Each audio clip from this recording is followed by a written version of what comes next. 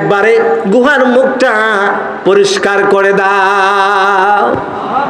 ভাই এটা গাজী গালুর কিচ্ছা না, বুখারী শরীফের হাদিস। ধাক্কা দিছে, একবারে গুহা পরিষ্কার হয়ে গেছে। তারা তিনজন এই গুহার ভিতর থেকে বের হয়ে যার যার ওই ব্যবসাস্থলে চলে গেল। এরা তিনজন মুক্তি পেয়ে গেল। আপনারা বলেন এরা তিনজন যে মুক্তি পাইছে কি আমল দিয়া? বুঝে নাই, জোরে কর, আরো জোরে, কি আমল দিয়া? জোরে কর। এই জন্য নেক আমল দিয়া বিপদ থেকে মুক্তি পাইছে। এই জন্য আল্লাহ কয় অবতাগু ইলাইহিল ওসিলা, ওসিলা তালাশ কর। কি তালাশ কর? ওসিলা মানে হলো নেক আমল। আপনাদের এই আফতাবনগর বাংলাদেশের একজন রয়্যাল ব্যক্তিত্ব, জাতীয় ব্যক্তিত্ব শেখ জাকারিয়া রহমাতুল্লাহ আলাইহি নামে যে জামিয়া প্রতিষ্ঠা করেছেন, এটাও আপনাদের একটা বিশাল বড় নেক আমল। এই আমলের উসিলায় আল্লাহ করো আমরা দোয়া করে যাই, এই এলাকার যারা এর সাথে সম্পৃক্ত হবেন, সম্পর্ক রাখবেন, আমি ঘোষণা দিয়ে গেলাম আমি একজন গুনাহগার, একজন পাপী বান্দা। এটা সবচেয়ে বড় নেক আমল। এই উসিলায় আপনি দুনিয়া ও আখিরাতে মুক্তি পাইতে পারেন। ঠিক কিনা বলেন? হ্যাঁ মিয়া শুনেন, মাদ্রাসা কি লম্বা করে বলার টাইম নাই। সুলতান মোহাম্মদ গজনবী রহমতুল্লাহ আলাইহি নাম শুনছেন, আফগানিস্তানে যার কবর রয়েছে। উনি আফগানিস্তানের সফল বাদশা ছিলেন, আল্লাহওয়ালা ছিলেন। উনি প্রতিদিন নবীজিকে স্বপ্ন দেখার জন্য এবং দুনিয়া থেকে জান্নাতের সুসংবাদ পাওয়ার জন্য, আপনারা বলেন নবীরে যদি কেউ স্বপ্ন দেখে তাইলে সে দুনিয়া থেকে তার জন্য জান্নাত ওয়াজিব হয়ে যা, আর জাহান্নাম তার জন্য কি হয়ে যা। তাইলে আল্লাহ যদি আমাদেরকে নবীর স্বপ্ন দেখায় দেয়, লাভ হইব না লস হইব? নিয়ত আছে তো? ইনশাআল্লাহ নিয়ত আছে তো? শুনেন, সুলতান মোহাম্মদ গজনবী উনি প্রতিদিন 5000 বার দুরূদ শরীফ পড়ে আর 100 রাকাত নফল নামাজ পড়ে। দোয়া করে, আল্লাহ আমার একটাই দেবী আপনার কাছে, দুনিয়াতে কত কাজ করি, কত আমল করি, আমি দুনিয়া থেকে নবীরে স্বপ্নে দেখতাম, এই 5000 বার দুরূদ পড়ি, 100 রাকাত নফল নামাজ ওনার মিস নাই। উনি তো আর মহিলা না, মহিলাগণে মিস হয়। কথা বুঝেন নাই? প্রতিদিন পড়ে, 10 বছর আদায় করছে, কিন্তু নবীরে একদিনও স্বপ্নে দেখেন। কিতাবের মধ্যে আসছে উনি একদিন রাতের 1টার দিকে, মাঝরাতে ঘোড়া দৌড়াইয়া লোকে পুলিশ নিয়ে রাজ দরবারে ঢুকতেছে। দেখে রাজ দরবারের সামনে যে মেইন গেটের মধ্যে বাতিটা, সরকারি বাতি আছে না, এই বাতির মধ্যে একটা মাদ্রাসার ছাত্র বসে কোরআনে কারিম তেলাওয়াত করতেছে। তাই উনি দেখে ঘোড়া থেকে লাফছে, এই তুমি কে?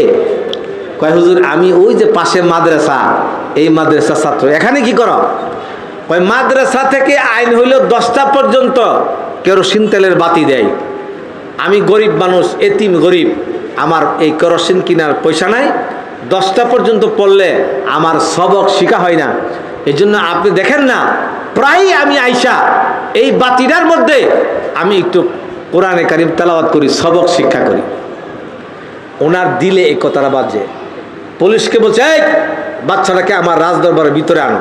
রাত তখন মাঝামাঝি 1টা বাজে।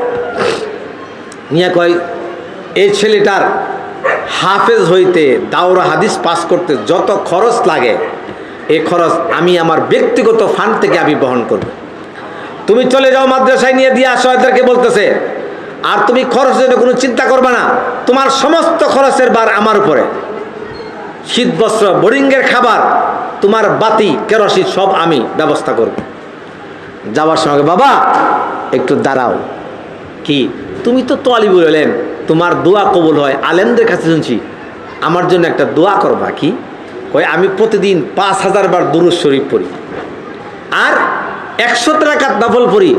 একটা দোয়া আমি নবীর স্বপ্নে দেখতাম, আল্লাহ আমার দেখাইতো, কিন্তু আমি 10 বছর যাবৎ আমল করতেছি, নবীর স্বপ্ন দেখি না। তুমি দোয়া করো আল্লাহ যেন আমার এই আশাটা পূরণ করে।